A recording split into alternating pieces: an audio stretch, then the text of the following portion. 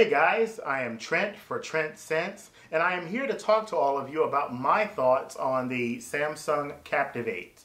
As many of you know, I used to own the Google Nexus 1 as my main device. Unfortunately, after having to move back to AT&T from T-Mobile, I couldn't afford the AT&T version of the Nexus 1.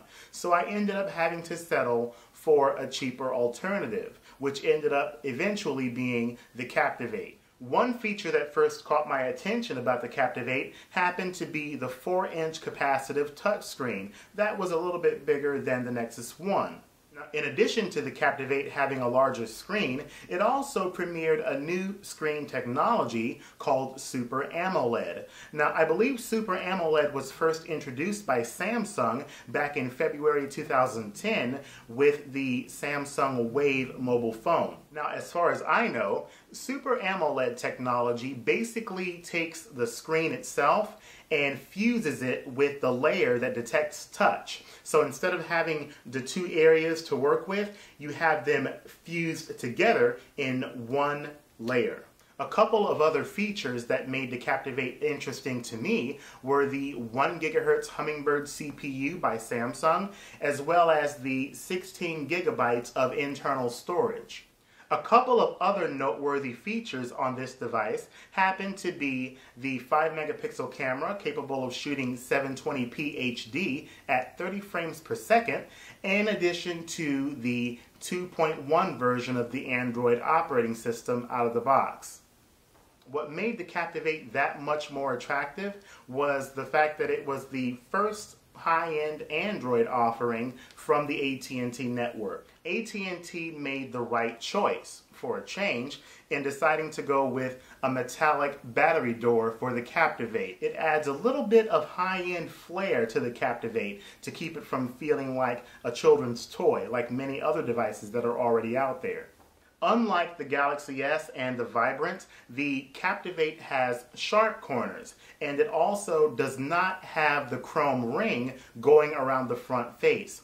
These two elements, I believe, give the Captivate a more masculine look, and it also detracts further away from looking like an iPhone copycat. I did notice one design element that can be a drawback for some people out there, and this involves the lack of consistency in how the icons are arranged below the touchscreen. Including a sliding door on the micro USB port seemed to be a thoughtful addition by Samsung. However, I was not impressed by the lack of LED flash on the camera lens.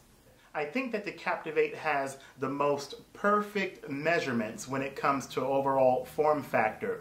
You have it to be tall enough and wide enough to where it can give you a big screen, but at the same time, it still maintains its overall thinness for the depth, to where it doesn't feel too bulky and can be manageable to slip in and out of your pocket. Even though the metallic battery door gives the device a more high-end feel for its overall construction, I must admit that when the phone vibrated in my hand, it did give it a more hollowed out kind of feel to where it felt cheaper than it actually was. When I first turned on the phone, I was extremely skeptical as to the benefits of the TouchWiz interface for my own personal use. In my personal opinion, the stock version of the Android OS is fine just the way it is. Previous iterations of the TouchWiz interface. On devices like the Samsung Epics on AT&T and the Omnia HD and the Omnia Pro, TouchWiz turned out to be nothing more than a cluster of a mess that did nothing but slow down the phone and promote these cartoonish looking icons that seem to be born out of some Fisher-Price nightmare. I was shocked to find out that TouchWiz on the Captivate is not really that bad at all. I mean, it's not that intrusive. Even though the TouchWiz interface didn't look that bad to look at on the phone, I still could not get past the fact that it looked too much like an iPhone wannabe. I mean, from the blocking of the icons to the horizontal swiping of the application menu, it just felt too much like an iPhone clone. Fortunately, I was lucky enough to come across an application called Launcher Pro from the Android Marketplace that basically gives your desktop launcher a totally different look. and that really added more customization options for me to make the phone look more unique and more to my styling. Aside from the iPhone lookalike nightmare on the desktop home screens, I was surprised to find out that there were certain features of the TouchWiz UI that really did add to overall efficiency as I used the phone throughout the day. The music player on the Captivate has to be one of the most impressive executions of software that I have seen to date on any smartphone. I am serious. Instead of having the generic model that's on the Nexus 1, Samsung basically, created its own version that is extremely ingenious in the way that it gives you control over your music playback.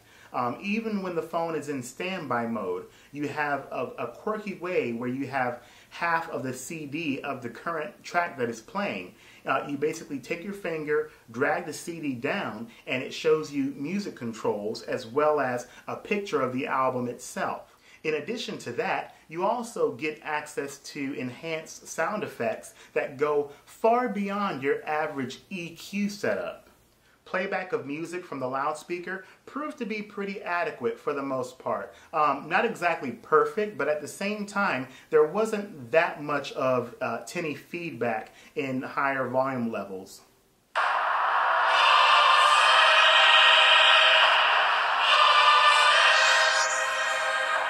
Does this distance maim my life if you're not for me?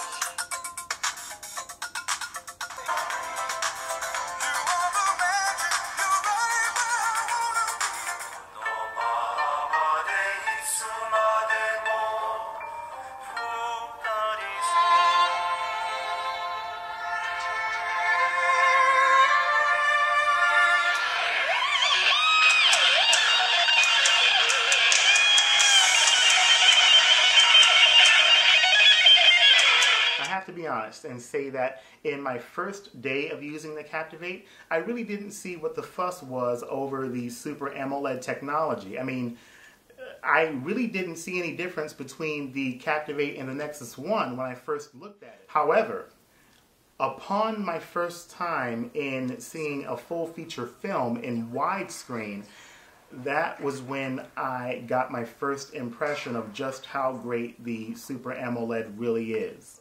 Colors really do pop out from the screen. The blacks on the screen look very dark, and I have to admit, more so than the X10, the Captivate really does feel like an HD TV in the palm of my hand. Another great feature of watching a movie on the Captivate is being able to control the aspect ratio of the movie you're looking at. You can stretch it out, you can zoom into it, you can zoom out of it, you can put it to full screen, you can do whatever you want by simply tapping on the last icon all the way to the right in the video player.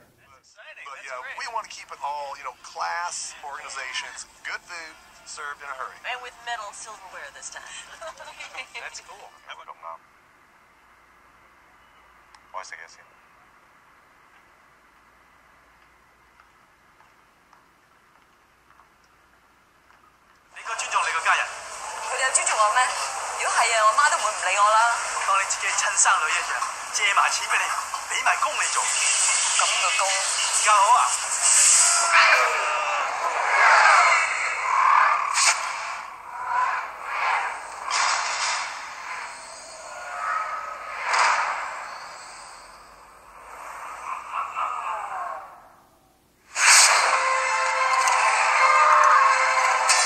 With the 5.1 surround sound feature, it does not sound impressive on the music player all that much. However, for listening to movies, it does come in handy in giving you a more well-rounded movie viewing experience.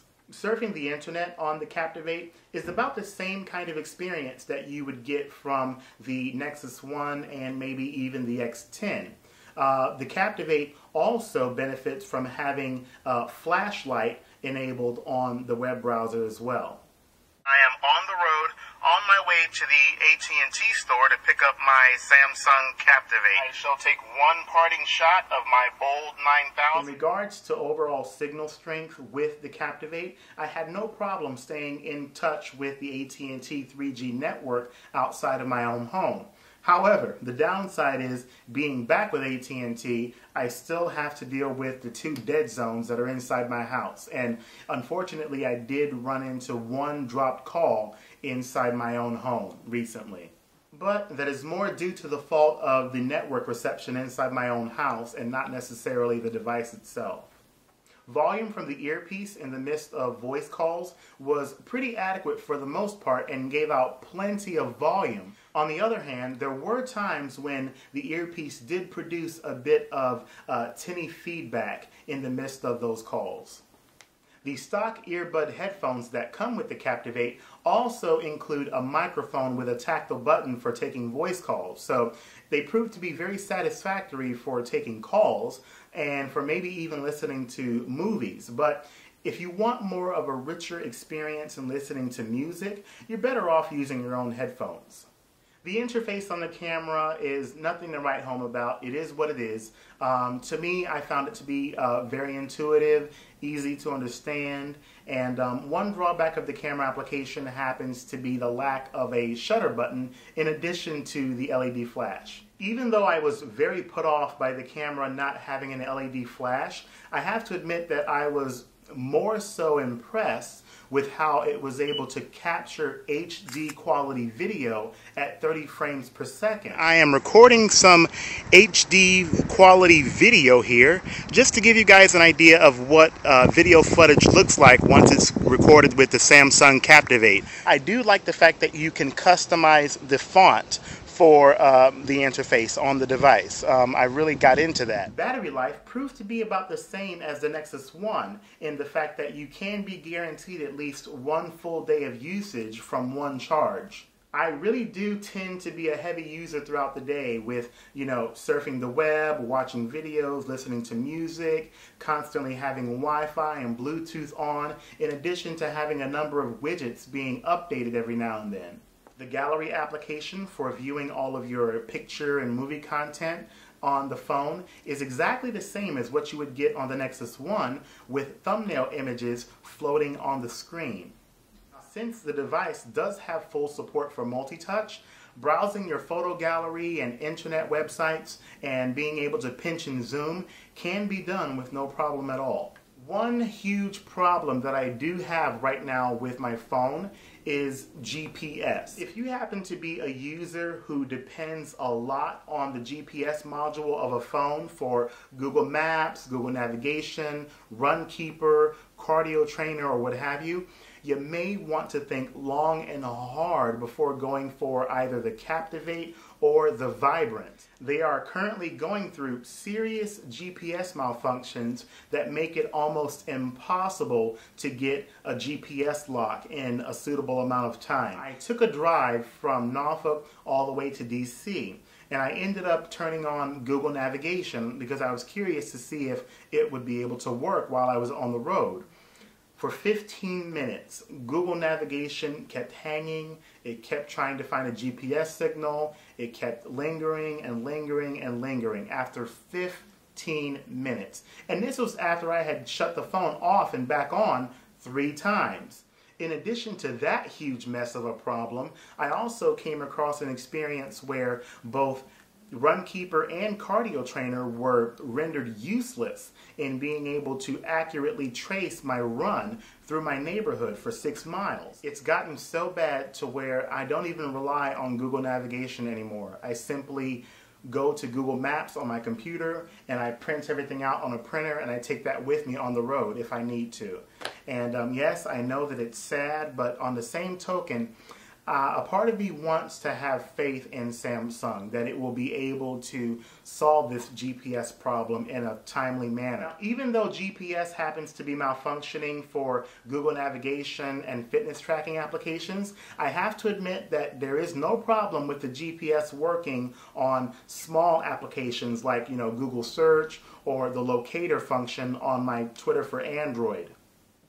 Another potential downside is every now and then the interface of TouchWiz does tend to get a little bit wonky, and you have moments where the touch command does not register on the screen and you have to pretty much wait for the phone to catch up. But this seldom happens and is not that big of a deal like it was on the X10.